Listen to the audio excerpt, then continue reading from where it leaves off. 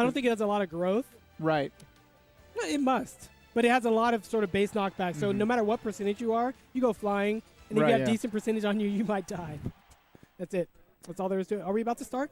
Is this it? Yeah, we're getting going on Smashville. I wouldn't expect anything else from the Twins. Awesome.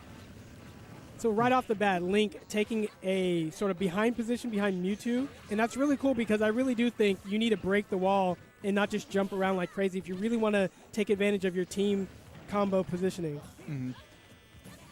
So look, Link just standing there like he's just backing you up. He's just backing Mew up. Yeah, it's not a situation of complete chaos and war where everyone has to be going at everyone. It's Mew²'s the front man right now. He is your first line of defense. And if you get past him, you have to deal with Hyrule Hero. The cool part is putting Mew² in front is he has a wow. Oh my god. Was that a forward throw? That was a forward throw. That was one of those base knockback. Oh my Welcome gosh. to Smashville. I think Ness's forward throw is 120 base knockback and his back throw is 120 growth. So they're opposite. It's nuts. Oh, there we see that down throw puts you in so much lag. Or not so much lag, but you're stuck in the animation for such a long time. Okay, so we got a few kills per team. A kill per team. Now we're Okay, he can make it back. He does have a jump. So I love watching when there's these split situations. Like, will the partner attempt to double team a solo opponent? Or will they go and do 2 1v1s or even wait for an edge guard? I personally love the double team because, like I said before, you can get a lot of kill power, a lot of damage, a lot of control off of working together.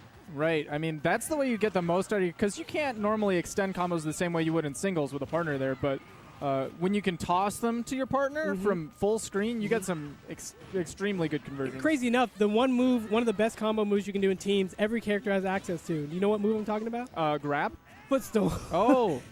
They throw you footstool, it's just setting up for a charge. Man, both of them super good, especially in combination. I'm loving what Link's doing here. His up B, his recovery is really hard to take out. That sword just swings all around his body. It's actually a lot harder than it looks.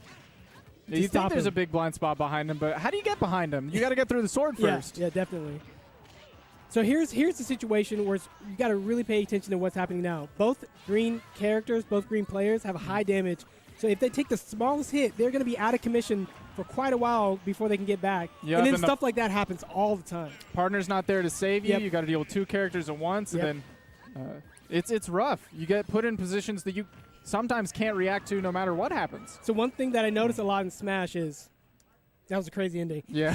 Dakpo went for a couple of tornadoes, hit his partner both times, but it came out on top. Like, let's talk about that later. But one thing you need to look for in matches is going, what does the percentage say we need to do? And in 1v1s, I noticed that when you're playing Smash, you're so busy doing combos and hits and worrying about where your opponent is and DI and everything that you hardly look at the percentage. That's why we don't know our percentages so well. But in teams, there's 4 percentages you got to look at. It's so much harder. So hard. You also have to stay so much more on top of it because you got to know if you grabbed somebody, which partner did I grab, what percent are they at, and what can I get off of this grab right now. So one thing the player hanging in the back can do is just check out the percentages and say, hey, I think we need to do this formation. Really hard, though, in the heated battle because everything just constantly keeps moving. Yeah, but I do like that you said the person behind can tell the other person because that's a big part of teams. You got to communicate.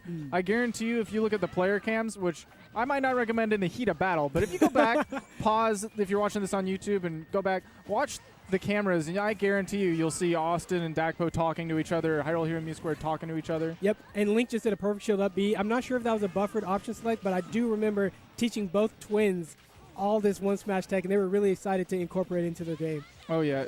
When you get that perfect shield, you have to buffer your option to get the most out of it. Yep. If you're waiting on your old man reaction times, then it doesn't really matter there was a perfect shield. So I liked how Mew² went out to save Link, but Link had a bomb, helped him recover, and they got to turn the tables on Ness as he overextended on that edge guard attempt. Looks like this time Link's trying to be the front man, shoving his way through Luigi. So I love it when Mew², Shadow Ball. Sam, I was really hoping that you would hold some of those really key kill opportunities like that, and the opponents can't even see when you're charging. That's beautiful. Exactly. So it works both ways. Whether Link's in front or Mewtwo's in front, they can both prepare something to come in with once things get rough. One of my favorite things to do as Link is charge an arrow. When the person in front jumps, you just shoot it. Why not? It's a situation your opponent is forced to deal with. And then if they jump in the air, they have to deal with your partner's domain. So it looks like the stocks are all about lined up. It's about an even game right now. Luigi riding the tornado, that's so dangerous. He wanted something silly. Yeah, if he misfired through that tornado, I think he would have been instant dead. You know, I think you're right. Ooh. Awestin fighting his way through here with some aerials. But So Ness is definitely the air gatekeeper. He's going to keep both the opponents out of the air space with PK Thunder and up air. Link, not so much a gatekeeper in that regard, and definitely not Luigi.